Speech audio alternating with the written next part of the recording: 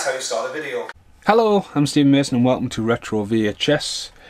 Do you have a few of these already? Long hidden. Box set is, there'll be an outtake of the box set. I am not pulling the box set out just for this video. I do apologise about that. And the lightning. Thunder and lightning. No, the lightning, because I've left it over here. My light. Note to self, need some batteries for the light. Yep, it's definitely seen better days. This retro video is one and only, but it's 3 films. Walked in the shop today, 25p for the Mad Max collection on VHS double pack, triple pack. So Mad Max 2, also known as Road Warrior, and Mad Max Beyond Thunderdome. Now, I was a massive fan of Mad Max 2 when I was a kid. I had it taped off television, loved it, loved the isolation, absolutely loved the video game, and don't even want to part with the video game. Played it to death, loved it.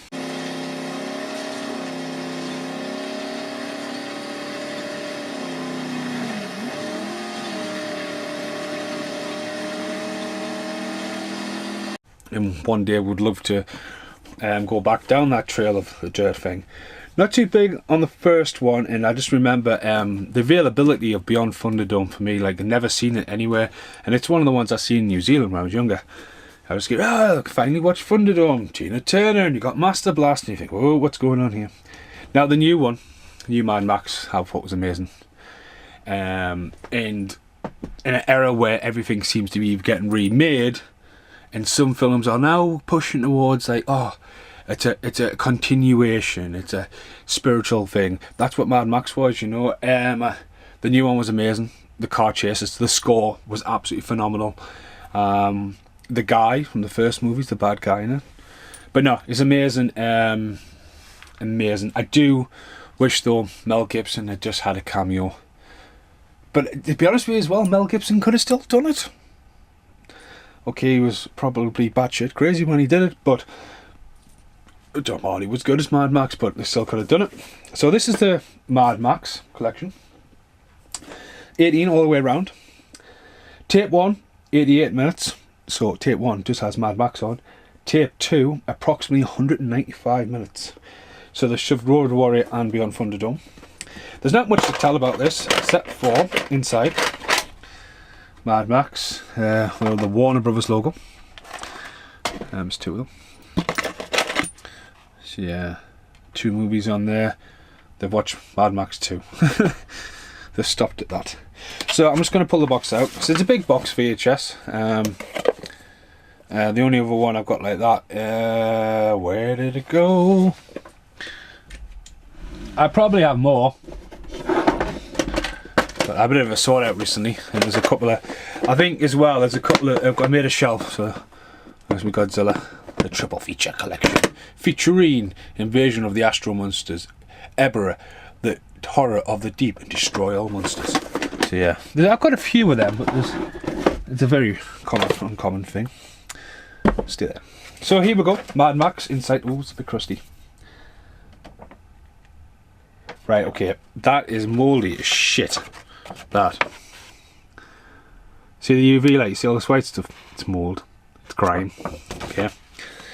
So we've got Mad Max hanging out there, the fuel truck, Crash from the first one, Flying Guy, Tina Turner, Mad Max with a massive hammer.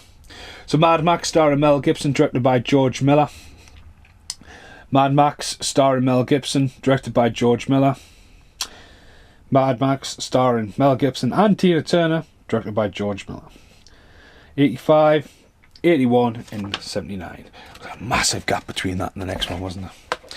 So yeah, that was my Mad Max one. Now, I picked Mad Max up a while ago, and I'll show you my Mad Max on Blu-ray action.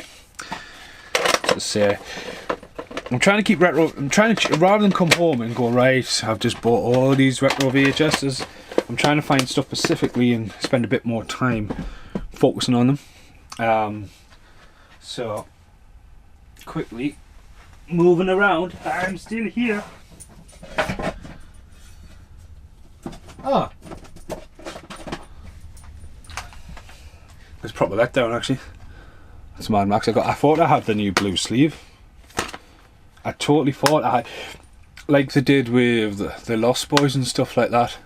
Had these new sleeves on, and it was just a wheel, like Captain Bob's steering wheel from Hudson Hawk. But no, otherwise we'll go over here and get Mad Max. I absolutely love that game. It's a bit shame Tom Hardy wasn't like the voice of it, but the soundtrack's in it, the Desert Storm in it. It is a little bit repetitive, but it's mint. The first time you German suplex somebody, you're like, you need to shit yourself, as I did there. I thought I was inhaling too much air in my body. Like, wow. But yeah, I do want to. Is that a duck? I do want to get the box set, but obviously they brought the Chrome edition out as well. Which looked lush. I've seen the Chrome edition, but yeah, I'll see in the outtakes. So there we go. That's the Mad Max box set I have. They'll be all individuals. The problem with it being there's not only a jack there, there's then a shelf built on top of it, and it's all wired in. So it's not the case of, yeah, you could probably pull 8 Crazy Nights out. I could probably Paparazzi. You talked about Mel Gibson before. That horrible stickers there, I can't get that off. But Paparazzi, produced by Mel Gibson. It's about a guy who basically, what's he do? He's a Hollywood actor, and the paparazzi follow him, and they actually injure his wife, and he goes after them. And when he's trying to get anger management, Mel Gibson's just waiting in the waiting room, which is hilarious when you think about it. But I haven't seen Mason. This is more looking like retro DVD at the moment. That'll be the next one. Thanks for watching. Goodbye.